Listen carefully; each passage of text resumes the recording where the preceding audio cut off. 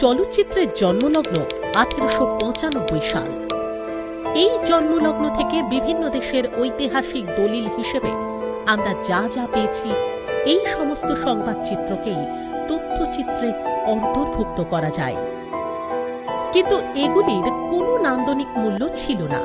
সার্থক তথ্যচিত্রের জন্য আমাদের অপেক্ষা করতে হয়েছিল কিছু সময়। 1919 সাল আমরা পেলাম রবার্ট হভাইন নির্মিত দ্য ক্যাবিনেট অফ ডক্টর কালিগিরি এবং রবার্ট ফ্লাহার্টির তৈরি নানুক অফ দ্য নর্থ ছবি দুটি, যা পরবর্তীকালে তথ্যচিত্র নির্মাতাদের গতিপথ নির্ধারণ করে দেয়।